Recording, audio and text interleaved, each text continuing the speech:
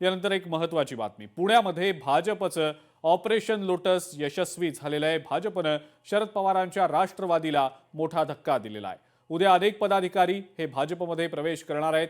पुण्यामध्ये काही वेळापूर्वी भाजपची महत्त्वाची बैठक देखील पार पडलेली होती आणि उद्याच्या या मेगा प्रवेशाबाबत या बैठकीमध्ये चर्चा देखील झाल्याची माहिती मिळते आहे। पुण्यातल्या विविध पक्षांचे अनेक आजी माजी नगरसेवक पदाधिकारी हे भाजपात प्रवेश करतायत। भाजपचे प्रदेशाध्यक्ष रवींद्र चव्हाणांच्या उपस्थितीत मुंबईमध्ये हे पक्षप्रवेश पार पडणार आहेत। पहिल्या टप्प्यात उद्या भाजपमध्ये अनेकांचे प्रवेश होतील, तर पुढच्या प्रवेशाची तारीख भाजपकडनं लवकरच जाहीर केली जाणार आहे। आगामी पुणे पालिकेच्या निवडणुकांच्या अनुषंगानं भाजपचा हा एक मोठा प्लॅन सध्या दिसतोय। शरद पवारांच्या राष्ट्रवादीचे आमदार बापू पठारे यांचा मुलगा सुरेंद्र पठारे यांचा सुद्धा उद्या भाजपामध्ये प्रवेश होणार असल्याची माहिती मिळते।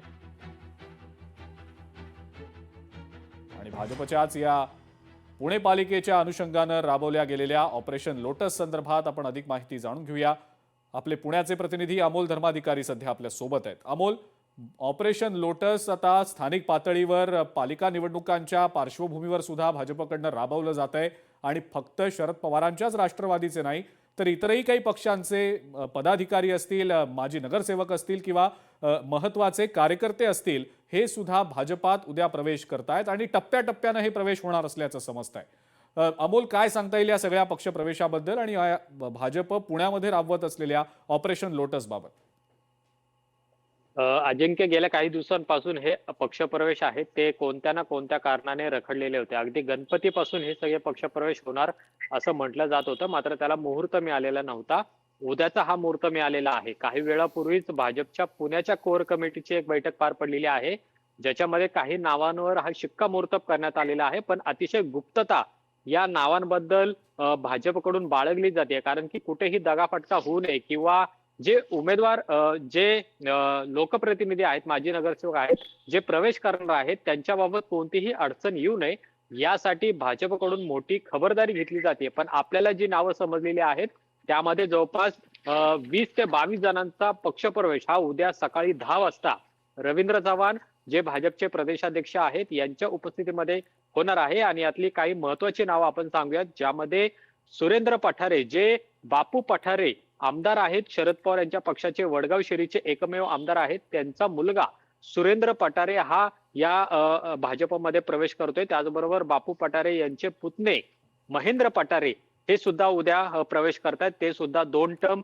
नगरसेवक राहिलेले आहेत। सुमन पठारे आहेत ज्या माजी नगरसेविका राहिलेल्या आहेत, संतोष भरणे, त्याचबरोबर अनेक जणांची नावं घेता येईल आपल्याला, ते उद्या भाजपमध्ये प्रवेश करतायत।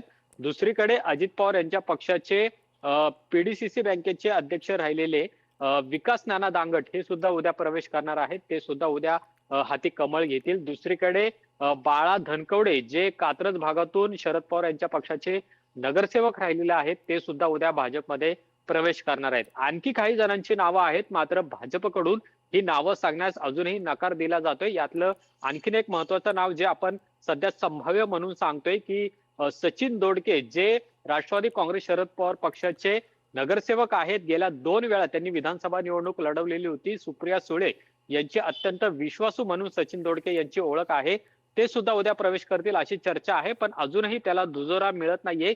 सचिन दोडके यांच्याशी सातत्याने आपण याबाबतचा जाणून घेण्याचा प्रयत्न करतोय, पण त्यांचा संपर्क होऊ शकत नाही आणि त्यामुळे सचिन दोडके हे सुद्धा उद्या भाजपमध्ये प्रवेश करतायत का हे पाहणं महत्वाचं आहे। आणि तब्बल 1-2 नव्हे तर 20 ते 22 जणांचा पक्षप्रवेश उद्या मुंबईमध्ये होते आणि त्यामुळे ऐन निवडणुकीच्या तोंडावर भाजप हा राष्ट्रवादी काँग्रेस पवार यांचा पक्ष असेल, अजित पवार असेल किंवा ठाकरेंची शिवसेना असेल, यांना मात्र जोरदार धक्का द्यायला सुरुवात करतोय।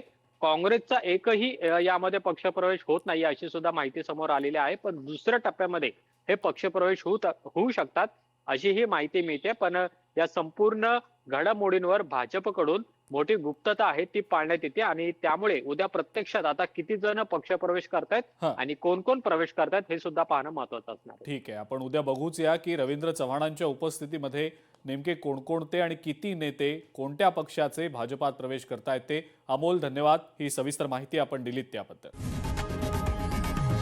लोकशाही मराठी ऐका, पहा, जागरूक रहा।